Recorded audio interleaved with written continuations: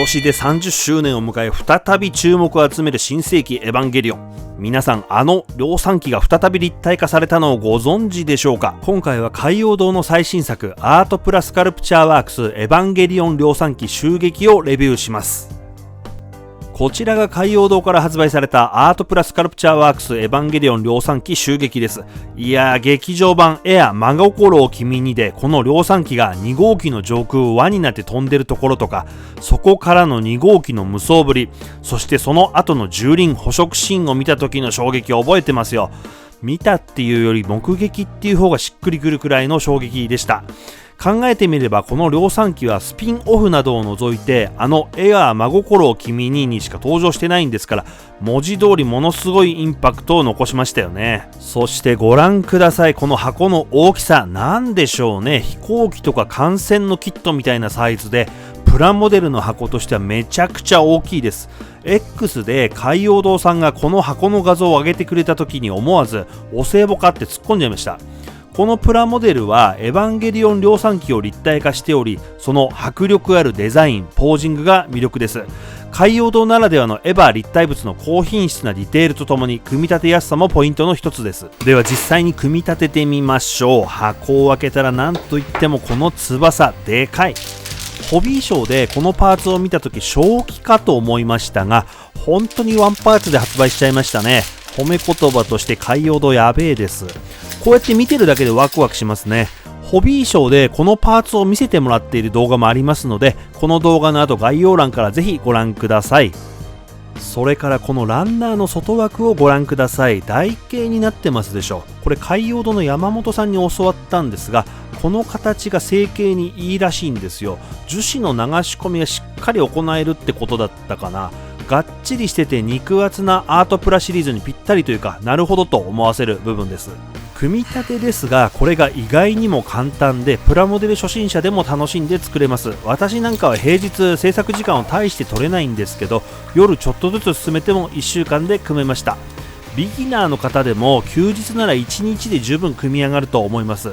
パーツ数も少なくて手軽に組み立てる楽しさを感じられると思います。エヴァ好きだけどプラモデルを作ったことがないなんて人も見ただけでどこのパーツを作ってるかわかるし、本当に簡単なので入門編としておすすめできます。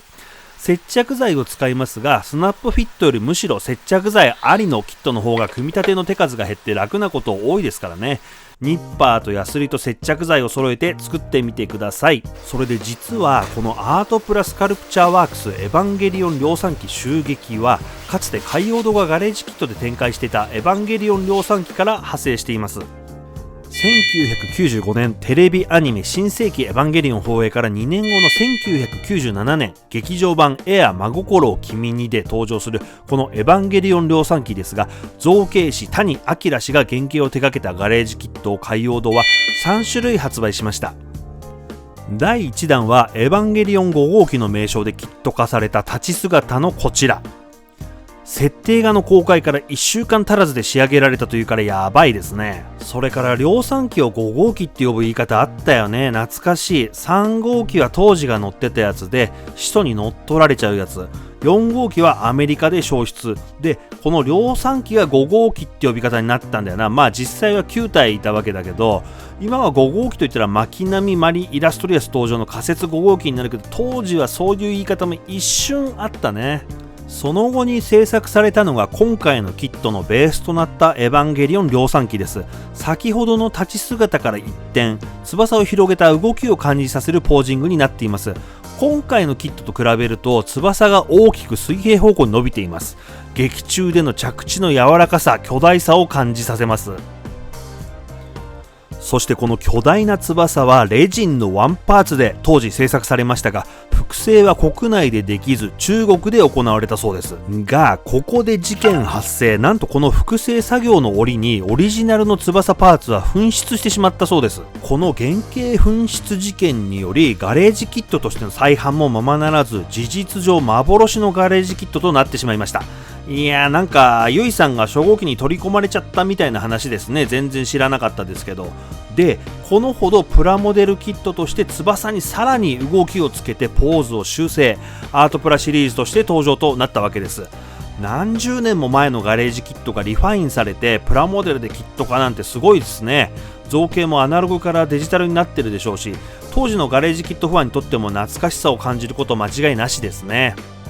で、このアートプラシリーズは海洋堂が手掛ける高品質でリーズナブルなプラモデルラインになっています。私はエヴァ2号機に続いて2つ目の制作ですね。特に特徴的なのは細部までこだわったデザインと組み立てやすさ、そしてサイズが大きいのがいいんですよ。価格も手頃でエヴァファンやプラモデル初心者にも最適なアイテムが揃っています。この次は初号機ヤシマ作戦の発売が楽しみです。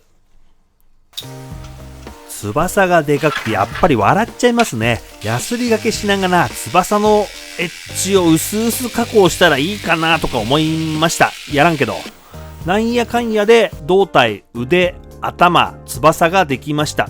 どれも有機的なラインと曲面で構成されています。この微妙な曲がり具合がいいですね。いやー、また繰り返しになりますけど、翼やばいサイズですね。胴体と比べてもとんでもなくでかい。翼のランナーを捨てるのがもったいなくて取ってあります。なんでしょうね。ハンガーみたいになってますけども。それから頭は後で口の中を塗りたいので仮止めで外せるようにしてあります。それでは仮組みしてみましょう。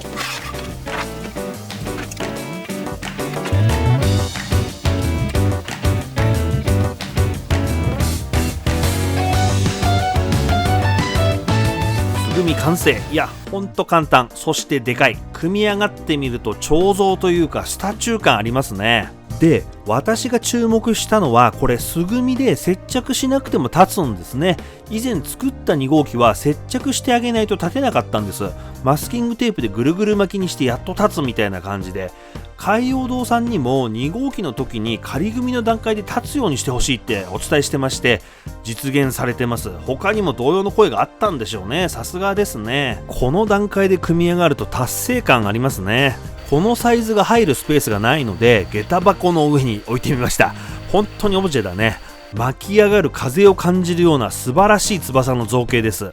台座である造形物に片手をついているポージングもリアルさを感じさせます。それからこの武器、劇中でずっしりと重さを感じる描写があり、これもしっかり再現されています。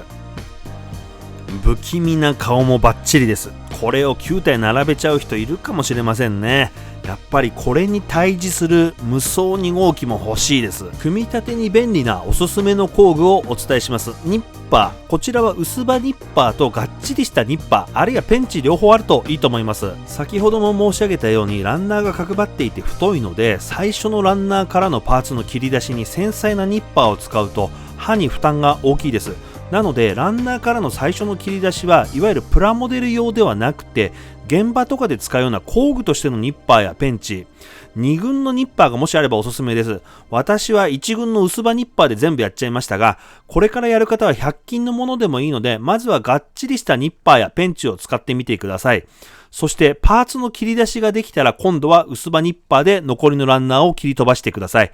結構パーツのへこみにランナーがついていたりするので、薄刃ニッパーも使えるとこの後のヤスリがけが楽になると思います。次にヤスリです。ご覧の通り量産機は曲面が多いのでスポンジヤスリがおすすめです。硬いプレート状のヤスリだと不要なところにヤスリが当たってしまうのでなかなか難しいと思います。で、私はアルティマという電動ヤスリにスポンジヤスリの紙ヤスを両面テープで貼り付けて使いました。電動を使うと早いし楽です。ちなみに私は自己責任でやってますが、アルティマで水研ぎはダメです。接着剤はすべて流し込み接着剤を使用しました。場所によっては粘度のある接着剤を使用してもいいと思いますが、大抵これで済ませてます。合わせ目消しもパーツの合間にたっぷり接着剤を流し込んでブニュッとはみ出したのを削る形でパテは使わずやってます。この合わせ目消し方法は接着と同時にやれるんで楽でいいです。なので組み立てに関してはニッパー、スポンジヤスリ、流し込み接着剤があれば十分やれます。もしこんな工具や材料も便利だよとあったらコメント欄で教えてください。おすすめの工具はブログに載せときますので、プラモデルデイズエヴァンゲリオン量産機あたりで検索してみてください。さて、エヴァンゲリオンファンの方々の中には購入してみようかなと思われた方もいらっしゃるんじゃないでしょうか。このエヴァンゲリオン量産機襲撃を手に入れれば、あの名シーンをプラモデルで再現できる喜び、組み立ての楽しさ、そして完成品の美しさを存分に堪能できます。価格もサイズと仕上がりを考えたら超お手頃なので、コレクションの一つとしてもおすすめです。今回は海洋堂のアートプラスカルプチャーワークスエヴァンゲリオン量産機襲撃を組み立てました。このプラモデルはエヴァンゲリオンファン必見のアイテムで、組み立てやすさとディテールの美しさが特徴です。エヴァ30周年記念としてアニメの名シーンを再現する楽しさを感じられます。きっといろんなエヴァンゲリオン30周年イベントも企画されてるんじゃないかと思います。今回のアートプラスカルプチャーワークスエヴァンゲリオン量産機襲撃制作動画についてご質問やこうしたらみたいなアドバイスなどありましたらコメント欄までお待ちしております。応援のチャンネル登録、高評価のクリックお願いします。どう塗るかはこれから考えます。ではまた。This program was brought to you by PLA Model Days.